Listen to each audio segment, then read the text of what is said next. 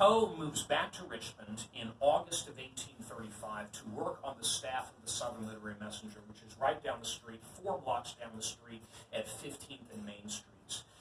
He works there for about a year and a half. He and the owner of the Messenger clash a lot, mainly about Poe's drinking. He writes a letter to Poe which includes a very memorable line, "No man is safe who drinks before breakfast." So that's clearly part of the problem between White and Poe. They hash things out a little bit. White rehires Poe. Poe brings a couple people down here from Baltimore to live with him and to, I think, stabilize him and create a family unit. This is when he marries his 13-year-old cousin, Virginia, when Poe is just 27. These are first cousins who had been living together for 4 years in Baltimore as essentially brother and sister. Poe called her Sissy as a diminutive for sister, so he turns this sister into his wife at this time, and they remain married for the rest of her life. She dies in early 1847, and Poe lives just a couple years beyond that. All right, this obviously isn't happening, so I'm going to close this and forget about it. I'll do something for our Facebook fans later on. So, welcome again to the Poe Shrine and to my series of readings today. If you are Facebook fans, you will know that we've been doing this every year for the past 4 years. I'm the education coordinator, so I'm in charge of booking tours here, and I created this series of Sunday readings. In the past, we did them at 2 o'clock, so this is the first year that we've shifted them to 12:30, and this is the very first reading of the year. And so I'll figure out the mechanics of it a little bit later, and next time I'll get started earlier, apparently.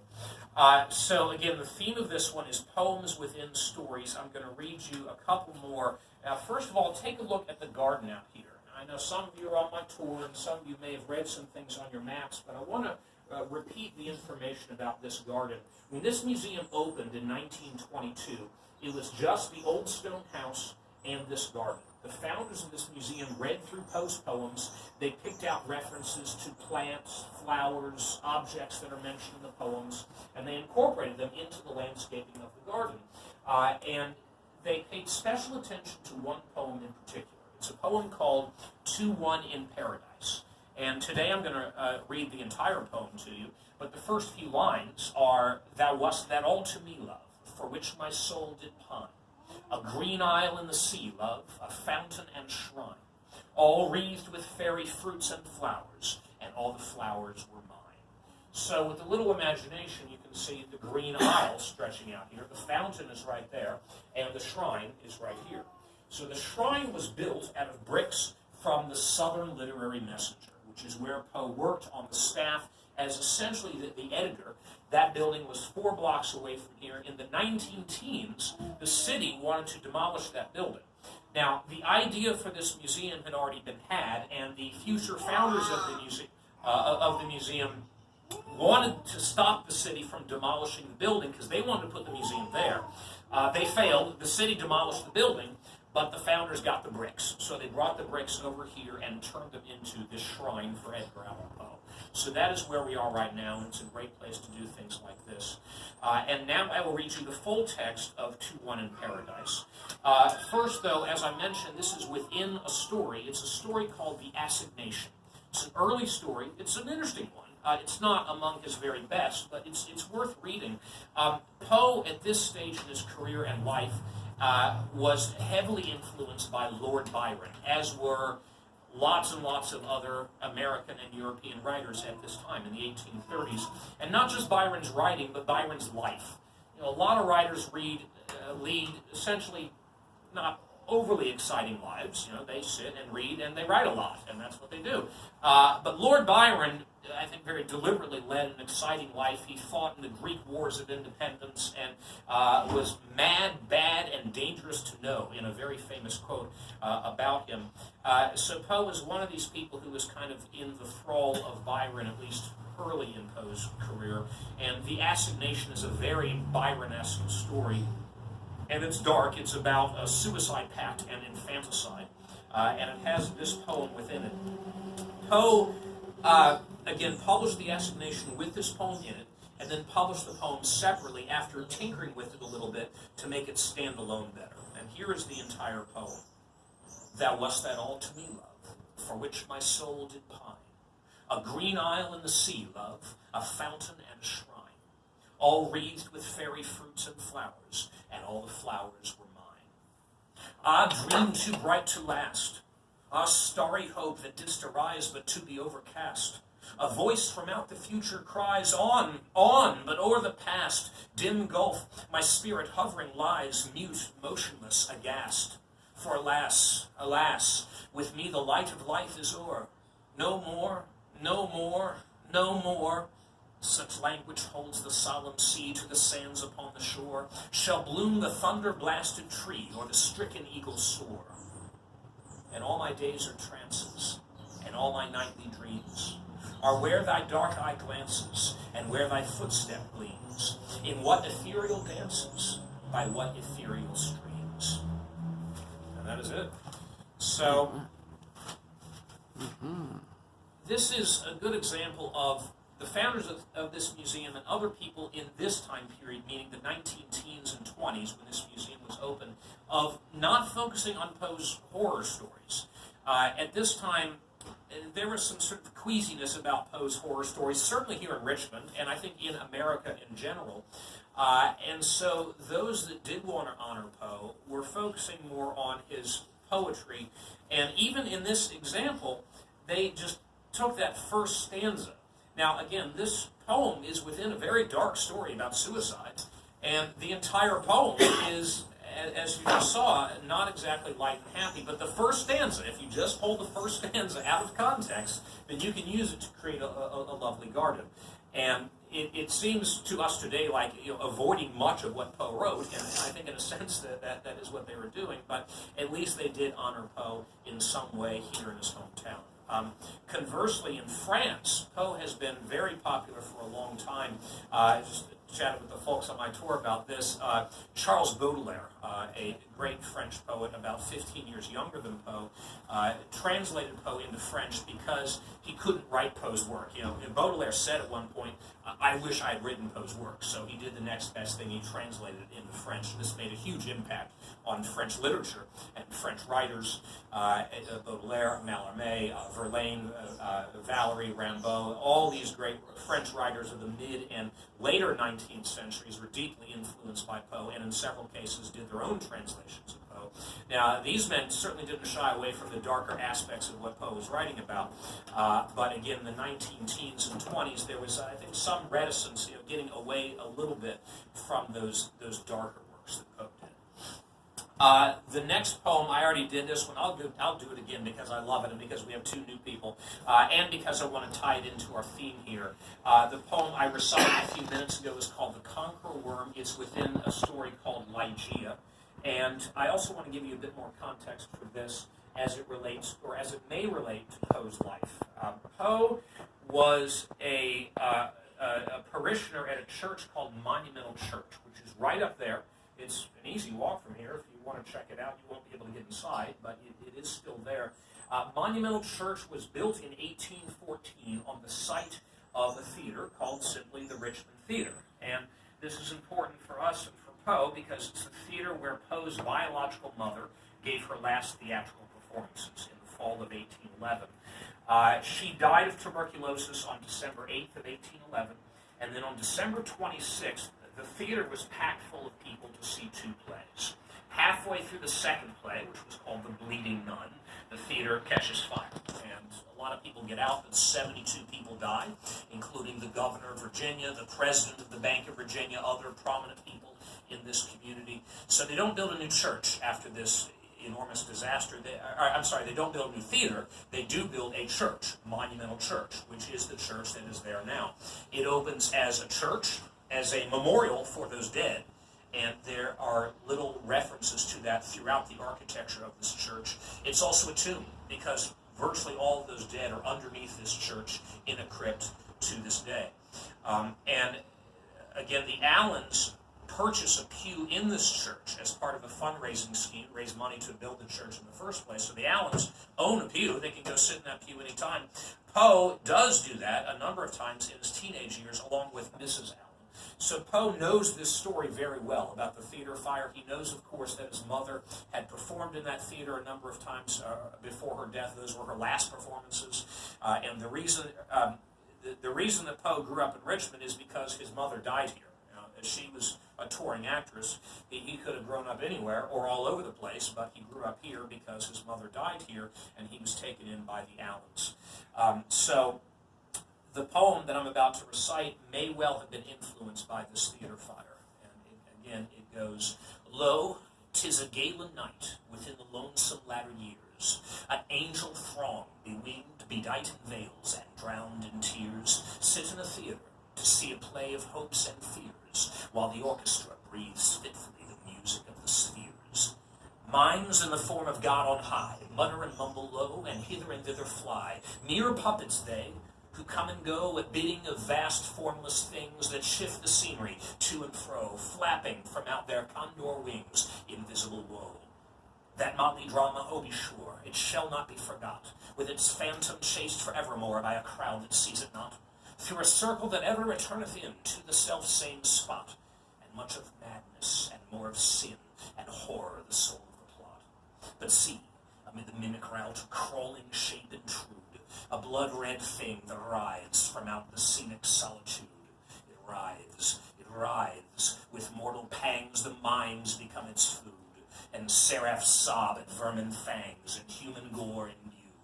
Out of the lights, out all, and over each quivering form, the curtain, a funeral pall, comes down with the rush of a storm, and the angels, all pallid and wan, uprising, unveiling, affirm that the play is the tragedy man, and its hero, the conqueror worm. The next couple I'd like to read, since we're sticking with the theme of poems within stories, are two poems that are not very well known at all. They're within a story called Epimenes. Epimenes is also called Four Beasts in One, and there are two brief poems in it that I think I'll read for you briefly right now. Who is king but Epiphanes? Say, do you know? Who is king but Epiphanes? Bravo, bravo. There is none but Epiphanes. No, there is none. So tear down the temples and put out the sun. And that is it. Mm-hmm. The next one is 1,000, 1,000, 1,000. 1,000, 1,000, 1,000. We with one warrior have slain. 1,000, 1,000, 1,000, 1,000. Sing 1,000 over again. So ho, let us sing. Long life to our king, who knocked over 1,000 so fine. So ho, let us roar. He has given us more red gallons of gore than all Syria can furnish of wine. So those are two more poems from Poe. Mm-hmm. The last poem within a story that I'd like to read is called The Haunted Palace, and it's from Poe's great story, The Fall of the House of Usher. The Fall of the House of Usher, I think, is one of his very best stories, and it contains, I think, one of his very best poems. If you haven't read Usher, please read it tonight or as soon as you leave here, or very soon. It is a truly great story. I can't do it in one of my readings because it's just too long, and it doesn't deserve to be chopped up. But it is well worth reading. And one thing I'll mention also about Poe, I think one of the marks of his genius is that he is able to intuit mental illness and abnormal psychology and put this into his stories in brilliant literary form. And The Fall of the House of Usher is one example of that, where Poe, I think, intuits depressive states. In The Telltale Heart, he can intuit a psychotic state, and there are other examples of that. Definitely read Usher and the Telltale Heart. So this is The Haunted Palace, a poem found within The Fall of the House of Usher. In the greenest of our valleys, by good angels tenanted, once a fair and stately palace, radiant palace, reared its head. In the monarch thought's dominion, it stood there. Never seraph spread a pinion over fabric half so fair. Banners yellow, glorious, golden, on its roof did float and flow. All this was in the olden time long ago. And every gentle air that dallied in that sweet day, along the ramparts plumed and pallid, a winged odor went away. Wanderers in that happy valley through two luminous windows saw spirits moving musically to a lute's well-tuned law. round about a throne, where sitting, Porphyrogene, in state his glory well befitting, the ruler of the realm was seen. And all with pearl and ruby glowing was the fair palace door, through which came flowing, flowing, flowing, and sparkling evermore, a troop of echoes, whose sweet duty was but to sing, in voices of surpassing beauty, the wit and wisdom of their king. But evil things, in robes of sorrow, assailed the monarch's high estate. Ah, let us mourn, for never morrow shall dawn upon him desolate, and round about his home the glory that blushed and bloomed is but a dim remembered story of the old time entombed.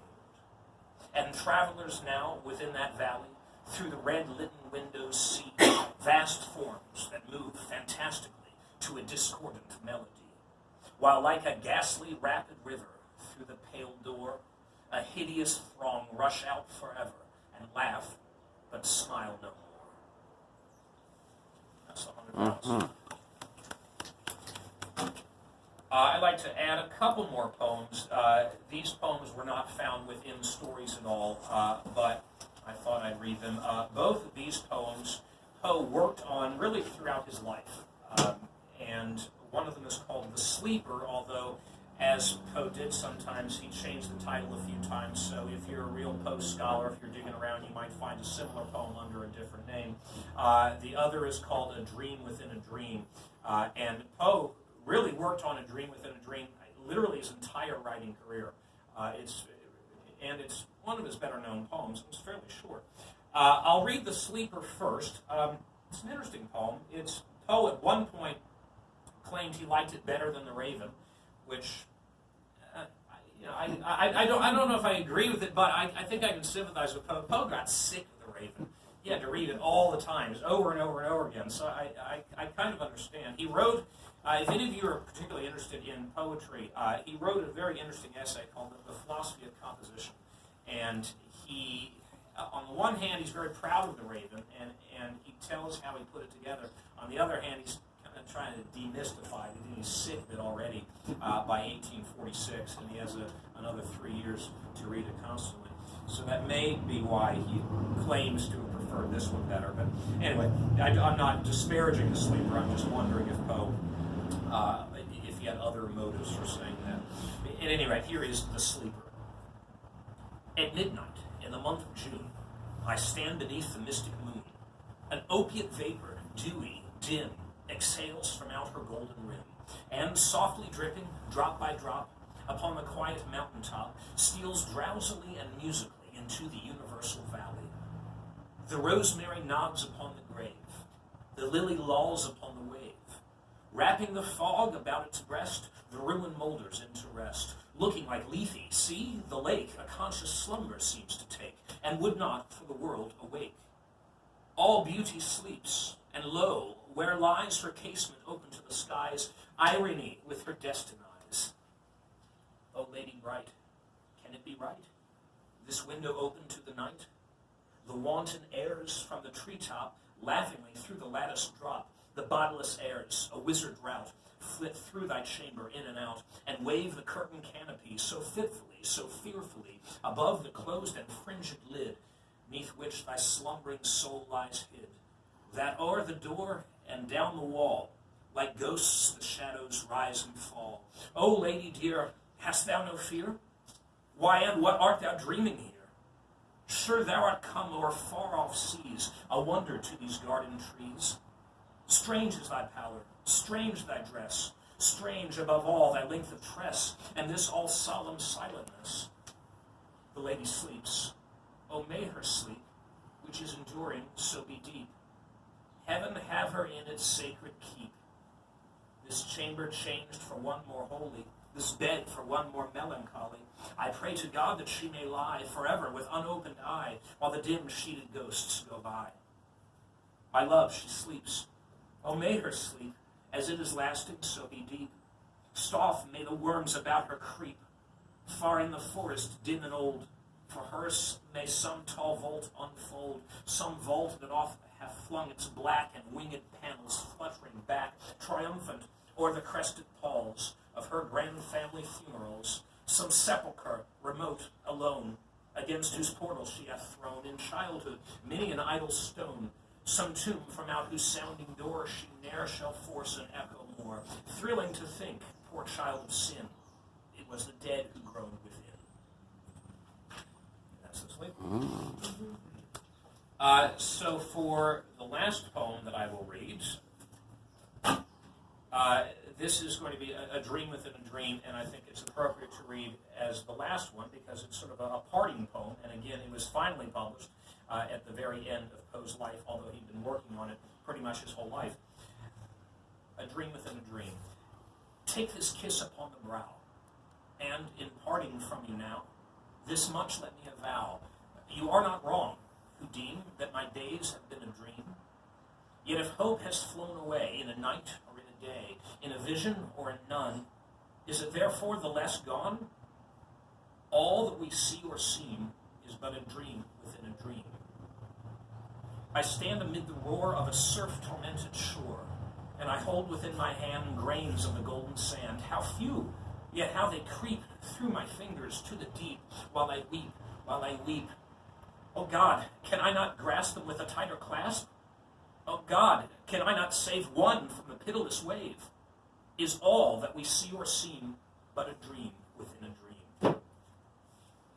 All right. Thank you all. Thank you all very much for coming here and for coming to the Poe Museum in general. I'll be happy to take any questions if you have any. Otherwise, enjoy the rest of your time here.